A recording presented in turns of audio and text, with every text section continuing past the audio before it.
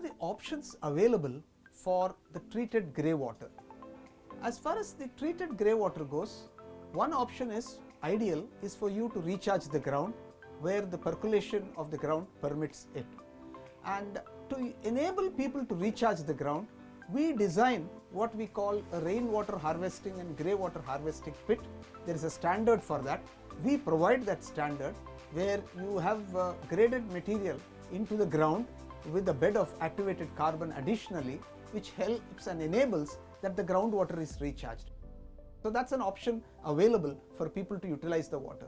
The second is you could use the water for gardening. When you use the water for gardening, you are in a way doing the same thing, but also facilitating a larger area within which there is an opportunity for the water to percolate.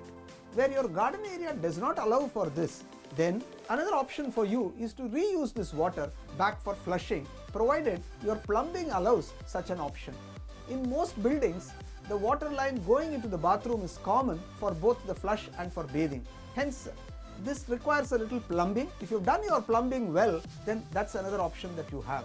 Now, there are situations where the ground is not able to absorb the water, or the groundwater is so bad that the recharge of this water is not going to make a material difference to the overall groundwater in that area.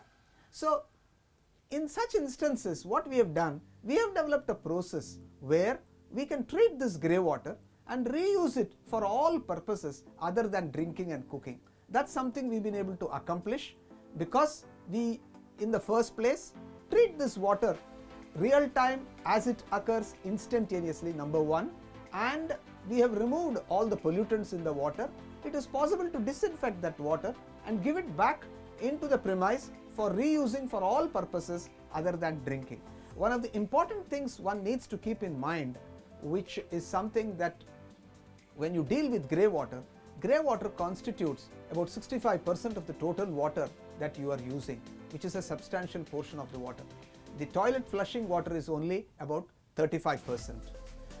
As far as grey water goes, the average per capita consumption of water per person per day is about 160 liters.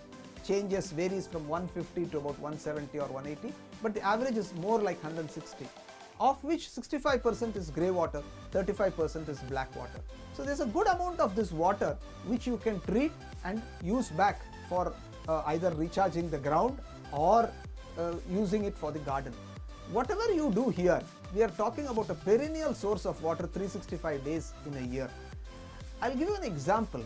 If you have let's say a 1200 square feet plot and you have a 250 square feet of garden space where you built close to about 1000 and odd square feet of building in that area, and even if you are using about 1000 liters of water per day, let's say in the household, 650 liters is grey water. Now, this 650 liters of grey water recharged in the ground area amounts to anywhere between 15 to 20 millimeters of rainfall every day. Now, that's a huge amount of precipitation which you are enabling will happen into the ground. So, it makes a business case really for treating the grey water and recharging the ground. The faster you do it, the better for you, and the options for the utilization of this water are multifold. What we have done additionally different is that we study the soil topography. We have done an analysis of different types of soil, and having looked at the soil topography, we have looked at a soil penetration report, a load test report in that particular area. Then we can come back and tell you what will be the ability of the ground to absorb water, what will it be its impact. What we have noticed is in places where the absorption of the ground surface moisture is good, within about 3 to 4 months you are noticing an increase in borewell yields.